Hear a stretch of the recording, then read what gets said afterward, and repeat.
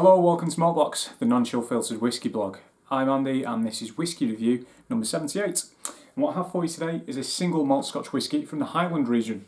And that comes in the form of this.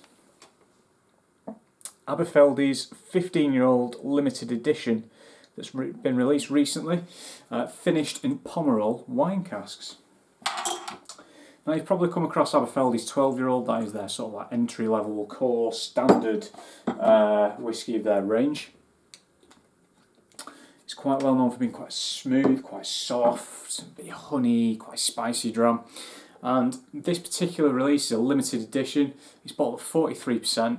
It's spent its maturation period of 15 years in a bit of a mix, to be honest with you. So initially refill bourbon and recharred casks. And then it spent 4 to 5 months as a finishing period in Pomerol wine casks.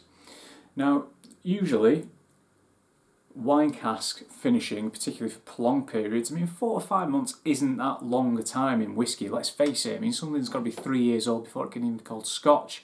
4 to 5 months is a blink of an eye in terms of some distilleries and their stocks. So, there's not really much colour imparted there, to be honest with you. Maybe a slight hue.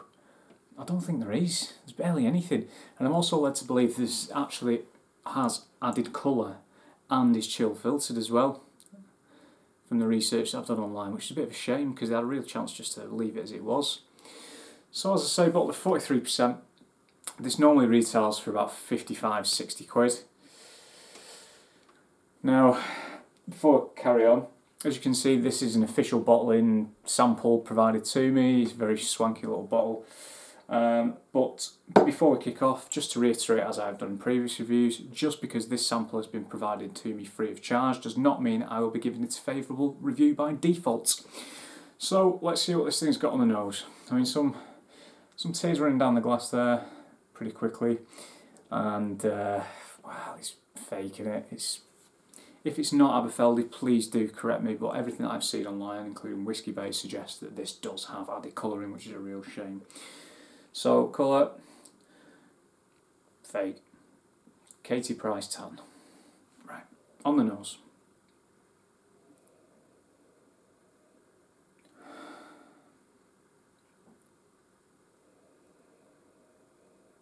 Okay, it is very spicy. It's very fruit forward. Think dry cranberries, think honey, think ginger. It's a bit prickly. It's 43%. It smells a lot stronger than 43%, if I'm being honest with you.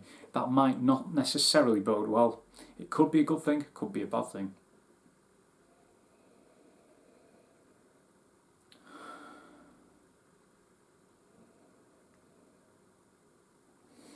Black currant. Warm brown bread, like warm brown bread, toast basically, warm brown bread with butter. So buttered brown toast. More honey, more spice, like cinnamon spice.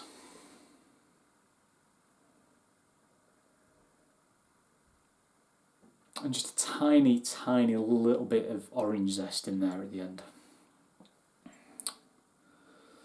So let's see what this has to offer on the palate.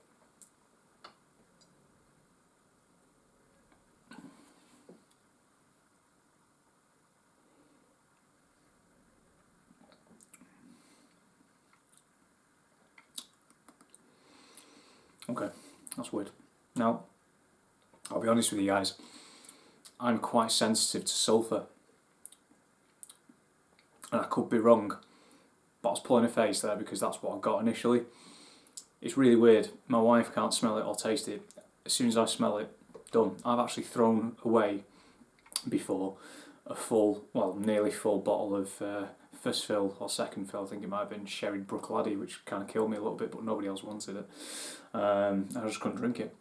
And that is kind of what I got there a little bit. Could be wrong. Could be the wine cask. Not too sure.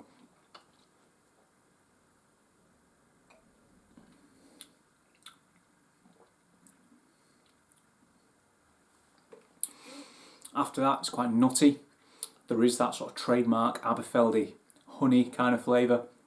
Quite spicy. You've got sort of like blackcurrant cordial. maybe some red fruits in there as well. Grape, red grape, that sort of very high, sweet, sort of red grape flavour.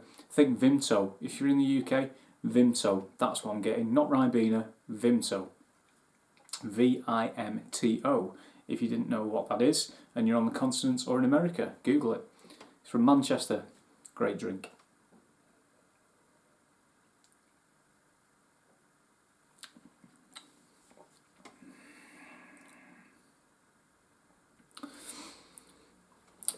Overall, it's a very sweet dram. There's a little bit of chocolate in there now. But for me, there is clearly some of the red wine influence there. You know, you've got those red berries. You've got that kind of like nuttiness in there as well from the rechar cask potentially. The finish, it's alright. I mean, drying, a little bit bitter with a slight hint of chocolate that I mentioned before and a little bit of sweetness going into the finish.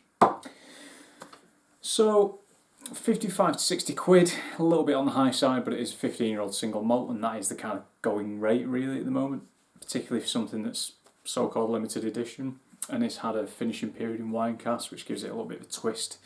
For me, it's not the best whiskey I've ever tried. It's by certainly not the worst either. For me, it's going to be a 4.5 out of 10. It's not quite got enough for me to, you know, it's not got quite enough punch. It's not quite deep enough for me. And they had that weird little niggle on the palate as well, just at the start. Thank you very much for watching. See you soon.